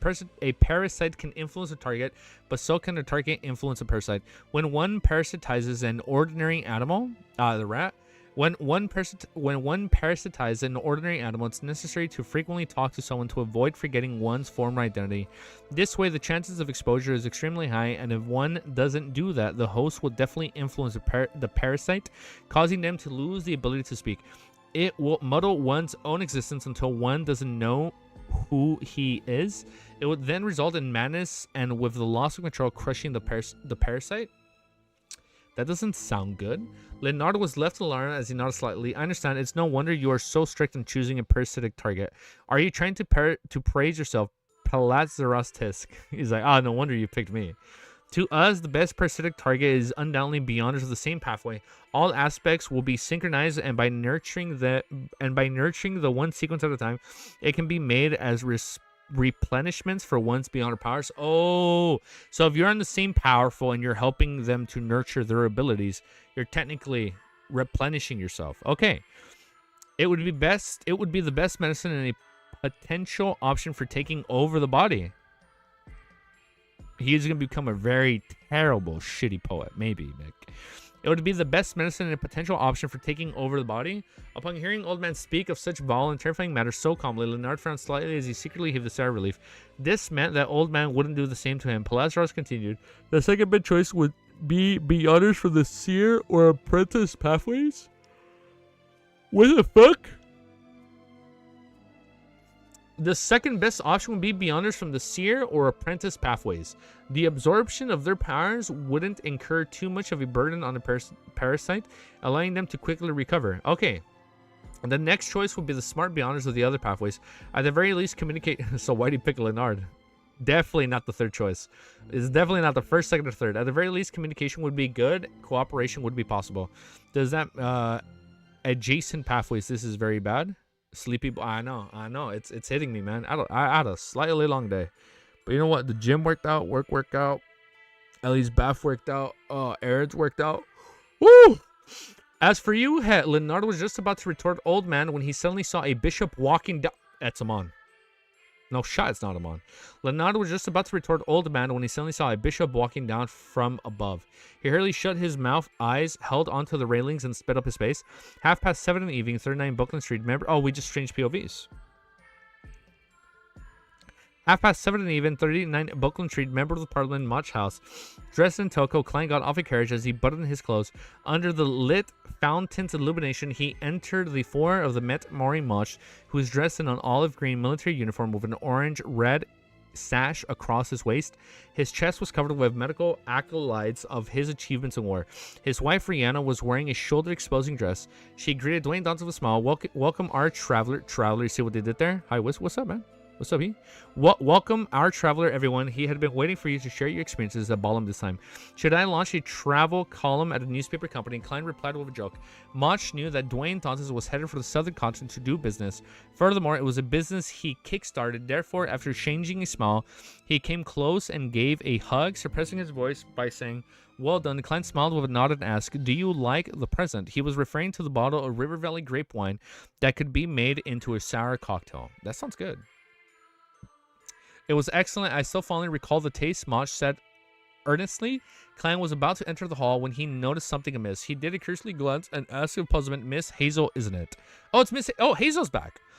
Has she been sent to study at an all-girls public school? Rihanna sighed as she looked her head. No, she's only 6. She'll head for public school only in September. She cut a cold. Klein expressed a concern concern a guest should have.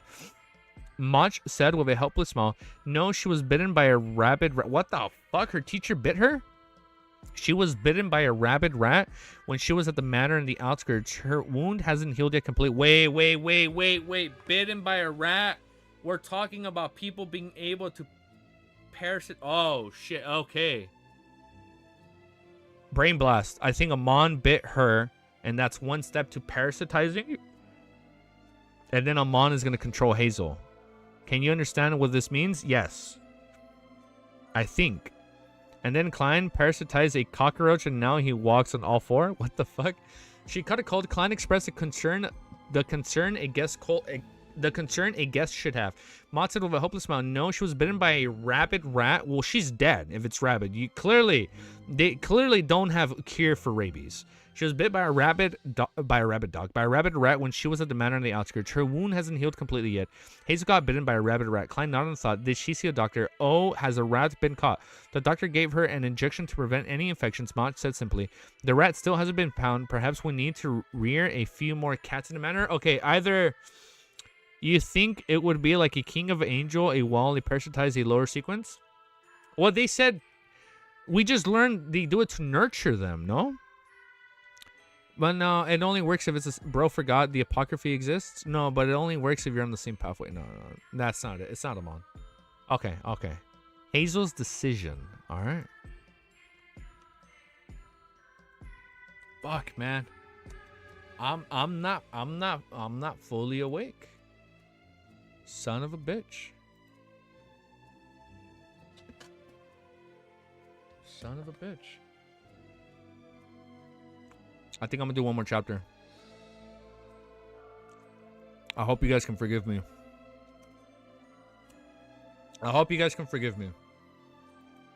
But I think I'm gonna do at least one more. Very good mini arc coming, bro. Very good mini arc. Wait, when does the mini arc start? What chapter is the mini arc?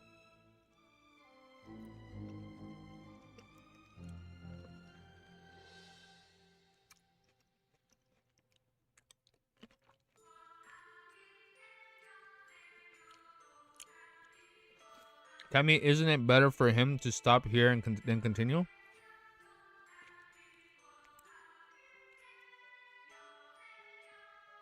Just skip to a point ahead of Wiz and call it a day.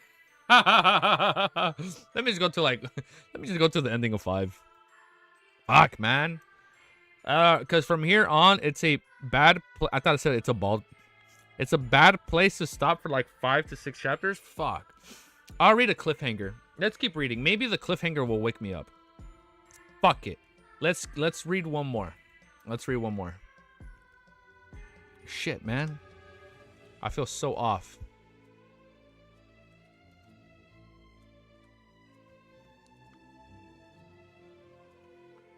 True? Fuck it. Let me try reading one more. Just because I like how this chapter is called Hazel's Decision. I at least want to know what's your decision. Let's find out. Okay. Wait, we're gonna keep going. At least one more. We're gonna take it one chapter at a time. You're not getting to chapter 1000. Hey. We are getting there today-ish, okay? When I say today, I mean today-ish.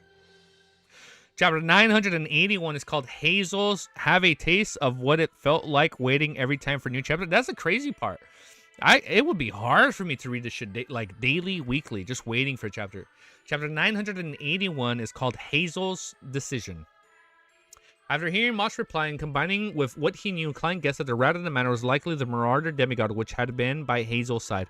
As for why it went rabid and bit Hazel, he was unsure, probably because of his hormones. They literally talked about it this chapter. Like, if you're like that for so long, it eventually starts affecting you. He nodded slightly and tapped his chest 4 times in a clockwise fashion. May the goddess bless her. After saying that, he walked past the host, entered the hall, and waited for the ball tonight to begin. In a particular bedroom on the 3rd story, Hazel was sitting on a reclining chair, feeling dispirited. Her feet curled up. Her left hand was wrapped in thick bandages, but there weren't any more signs of blood. Her expression was heavy, nothing like her usual arrogance. Which, for some reason, Easy wants to catch up to you. What do you mean? What do you mean for some reason? What do you mean for some reason? And the manner her teacher that was in the former rat had suddenly bitten her. This resulted in her being stuck in a similar state, her entire being turbid and muddled. It was as though it wasn't her hand that was bitten, but her heart. To Hazel, although her arrogance stemmed from her upbringing with her ability to absorb new information exceeding that of the average person, her outstanding looks, her familiar standing in high society, and her maturity compared to her peers, those feelings were still within normal boundaries before she gained extraordinary powers. None of the aforementioned traits made her feel that she was different from others or that she was fundamentally superior to ordinary people. Can't imagine Willie. No clue. Therefore, with her teacher, who maintained her sense of arrogance while being a representation of her fortuitous encounter and the source of her strength, suddenly becoming a real rat to the point of not being able to speak clearly and even bite her without any reason, it left a deep impact on her. She began to question if supernatural powers represented being extraordinary or a monster. She's only questioning this now. Amidst her thoughts, Hazel subconsciously pulled her black-green hair to the back of her ear and felt frustrated with the melody that came from downstairs. At this moment, she heard the creaking sound of the door as she turned her head in hesitation. Walking in was a gray rat with slick fur. Its eyes were deep that than its kind, close to dark. Hazel, the rat, said in a deep voice. Hazel was first taken aback. Before she reeled in her delight, she hurriedly stood up and blurted, "Teacher, you're recovered." Just as she said that, she saw the gray rat crawling out from the corner of her bedroom balcony and at bed. All of them had dark red eyes, but could only produce squeaking sounds. Hazel took a step back in shock, overturning the reclining chair. Her body staggered almost to the point of collapsing. It took her a great deal of effort to recover her balance. Damn, she got messed up. Bro skipped me, did I? Why will the master let himself become crazy, though, since Palas knows about it? That makes more sense. Okay. All right. At this moment, she discovered that the red-eyed rats had vanished. The door had been shut tightly, having never opened. Wait, red eyes? Other red-eyed rats? Amon is parasitizing several rats. Everything that had happened was a hallucination or a nightmare that stemmed from the worries inside her. Never mind. After a moment of silence, Hazel pursed her lips inside. She sat back down, raising her hand to her temples. She massaged her temples. She frowned slightly. She had a nagging feeling that what had happened was too surreal. Her dark brown eyes started about slightly as Hazel removed the necklace she wore around her neck, clenching it to her palm. The necklace, 7 green gems were exquisite from each other. Embedded around them were tiny diamonds. At this moment, one of the gems lit up slowly, emitted a green glow, giving her face a sheen and filling her eyes with a mysterious symbol. The scenes from before surfaced the girl's mind as her blurry, dreamlike state gradually turned clear. While observing the scenes, Hazel sensed something amiss. She confirmed that she had been dreaming, nor was it a short hallucination from having her mind go adrift. Instead, she had been throwing it into an illusion for nearly 10 seconds. Cryptologist? Is this a sequence reveal? Cryptologist. Oh, wait, we've heard of this. Cryptologist. Yeah, no, this was revealed earlier on. This Hazel's, because I remember making a joke. Oh, she's gonna be like a crypto investor. This Hazel's dark brown eyes widened and she muttered a word filled with horror. She jumped to her feet and looked around anxiously, but failed to discover anything. But the more she looked, the more terrified she became. She had no idea what she would encounter next, nor did she understand what the person who created the dreams was up to. The only thing she was certain of was that the other party's level and strength in supernatural domain far exceeded hers. This shattered what little pride she had left. After a few minutes, the entire bedroom remained silent. The brisk melody from downstairs instantly connected oneself to the current dance steps. Hazel finally composed herself, believing that nothing would happen next. Only then did she have the mood or energy to consider the motives of the person who secretly cast the illusion. As various thoughts surfaced in her mind, Hazel suddenly came up with a theory. The person from before was here for her teacher. Through an illusion, the person had confirmed her teacher's current situation. Is it a teacher's friend or an enemy? Oh, she's gonna die protecting her teacher. He's definitely headed off to look for teacher. What do I do? He likely doesn't know where teacher's hiding. Not all my neighbors know what I was bitten by a rabid rat. Hazel was thrown into panic as she clenched her necklace with an increasing strength. She couldn't be sure of the motives of the other party, nor did she know what she could do. She wished to head to the manor and inform her teacher, but she was afraid of encountering danger and end up being sacrificed. Furthermore, her teacher seemingly lost the ability to communicate. Her warnings might not necessarily be conveyed. Without realizing it, Hazel stood up and paced about in her bedroom. Finally, she made up her mind, pursed her lips tightly. She walked to the door and said to her lady's maid outside, "I'm a little tired. I plan on sleeping now. Don't let anyone disturb me." "Yes, my lady," the maid immediately replied. After closing the door, Hazel began changing into clothes that allowed for greater movement. Her expression was extremely heavy as her teeth bit down on her lip. She had finally decided to warn her teacher at the manor. She didn't wish to become a seemingly arrogant person, but in actuality was a coward, one who was abandoned all principles upon encountering danger. She found it despicable of herself.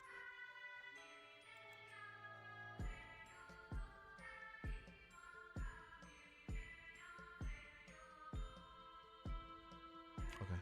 I heard Ellie barking crazy. No, we're good. Wait.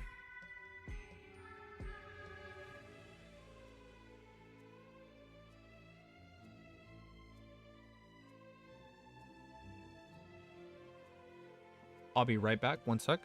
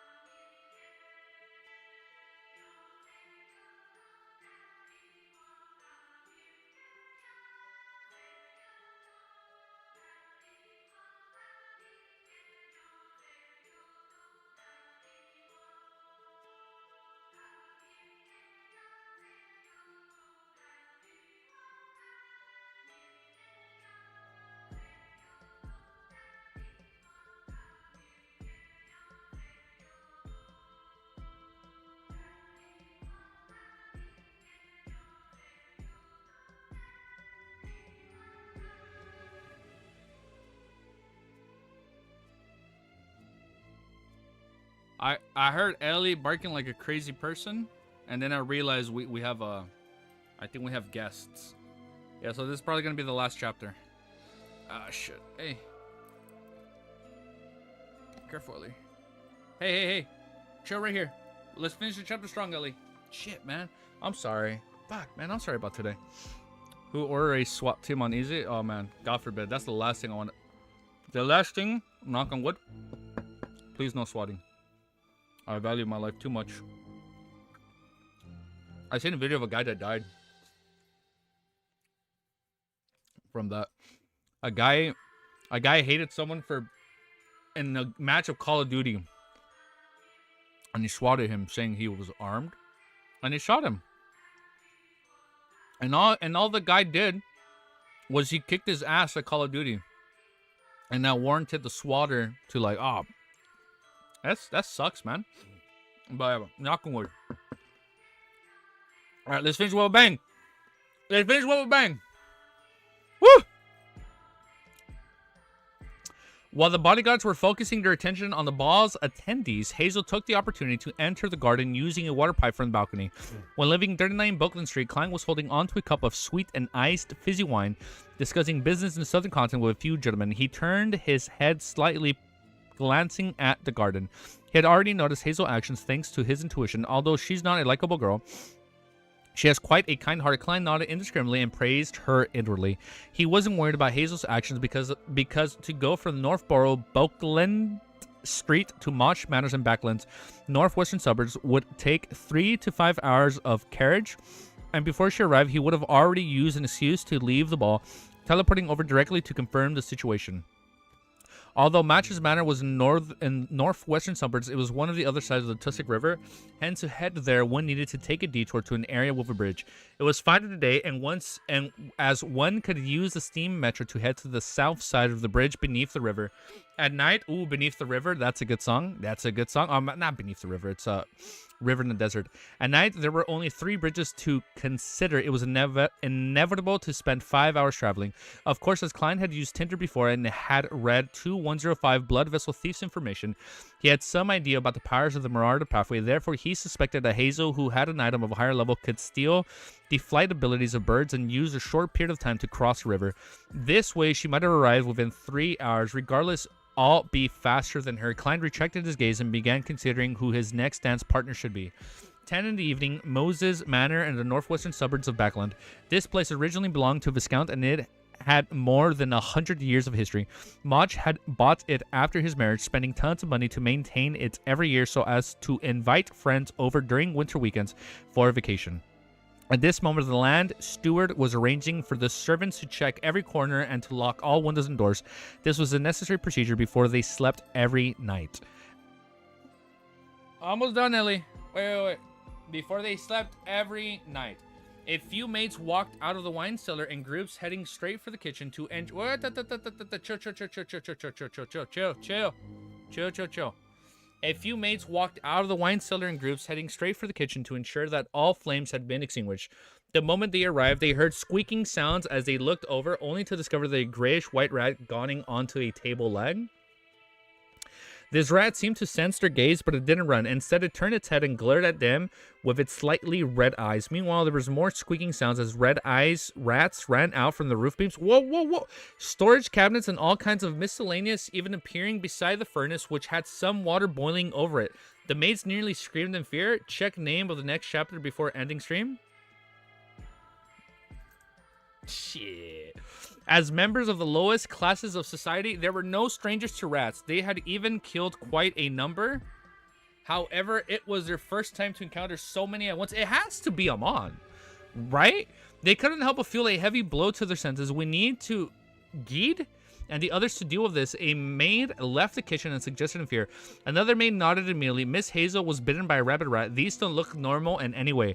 As they spoke, they retreated a great distance back, distancing themselves from the kitchen. At this moment, a figure quickly appeared on the table. He wore a white shirt and a black vest under a dark-colored formal suit. On his head was a half-top hat and a pair of bright leather boots. The figure slowly lifted his head while holding down his hat. He surveyed the surroundings. Leather boots, half top hat. Every time there's someone with top hat, I'm like Klein. But leather boots? He severed the surroundings, revealing his black hair and brown eyes. He had a thin face and cut features to German. It was none other than German Sparrow. Having left the ball ahead of time, Klein returned to Dwayne Dantes' residence. Oh my god! Fall counter 2.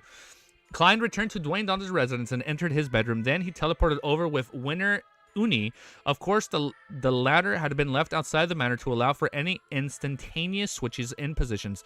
The rats reflected into his eyes as Klein pulled his human skin glove on his left hand, causing his gaze towards the flower bed in the manor.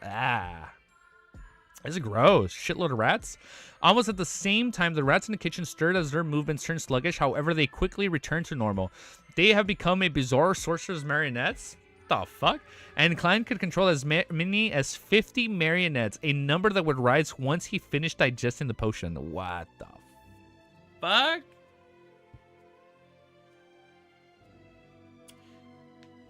Next chapter is Bizarro Sorcerer versus Parasite? Wait, Cammy, help me out here. Help me split tomorrow's stream. My aim for tomorrow is to do a 2-part stream. I think that's the goal. Shit, what? Well, let me do my timestamp. 1:16:40. Shit, unless you guys know. Love, Wiz, I don't know if Wiz is still here. What's a good stop point? Sequence 4 versus Sequence 4. It's gonna be good, dude. Oh shit, it's gonna be good. All right. So next, I was about to say next week again. Why am I saying next week? Tomorrow, we're gonna get. Wait. Oh my god. Tomorrow's our first official demigod fight. Tomorrow's gonna be our first official demigod fight, right? Oh shit. Okay. All right. I'm fucking hyped. Well, I feel like I should still end stream because I do need to sleep in 3 hours. So I have 3 hours to prep some food, make my dinner, spend time with the missus and my beautiful dog Ellie. Not sure before that. 10:10 is a good stopping point. Fuck. Tomorrow we gotta do 30 chapters. Shit, man. Okay, so tomorrow we might have to do a cliffhanger ending and then hopefully come back later at night. I think that's gonna be the goal. I think the goal is to do 2 parts. I think that's the goal. Like, I think right now, after I'm done off stream, once I'm done, if I have free time, I'm gonna see if I can do like 30-40 minutes of Shadow Slave and post that. Well, I think I'm gonna just do this. I'm gonna go meal prep, get all my stuff ready, spend time with the fam, right, Ellie? Spend time with my family, because I love you, Ellie. 986 to 1,000 should be fine to end whenever. Okay. But from 1,000 to 110, that should be read together. Okay. Okay. All right. That's good. That sounds good. That sounds good. 86. So, like, those 14, 15 chapters should... Yeah. 102 is the mini arc. Okay. So, probably 1,000 to 110. Okay. Okay. Good to know. Okay. All right. We're going to end. Finish all my stuff. If I have time, I'll come back. I'll do some stuff off stream and upload it. And it'll probably be public by tomorrow. Depending on how long it takes to render. There's also a small thing around 996 to 1,000. Okay, awesome. Yo, by the way, guys. I'm gonna try and plan something for the next Dunkwa episode react. We're gonna keep it a surprise. But let's just say I'm gonna take out the good old piano. I've had a piano here. You guys have never seen this side of my room. For obvious reasons, my camera's pointing right here, but I have a piano. And my old baby, she's collecting dust. So we'll probably have to take her out of retirement. At least for the intro. Just for the intro. We'll see. Alright. Peace. Have a beautiful day. And I'll see you guys really soon. And also, Wiz, I don't know if you're watching, man. There's no more rush, brother. We're not getting the final movie until 2035. We got 10 years. We got 10 years to stall. We have 10 years to stall, brother. It's okay. 2025, we got 10 years to stall. If we do one chapter like a week, we're still good. What is bro talking about? Who is bro talking to? I'm talking to Wiz if he's watching. No, I'm kidding. I'm joking with you guys. No, we're not gonna purposely stall. All right, peace. Have a beautiful day. Wow, I'm like wide awake now. So bullshit, but I gotta go prep on my. Of course, the stall master would encourage stalling. No, I'm kidding. Never. All right, guys. Have a beautiful day. Peace. Peace out.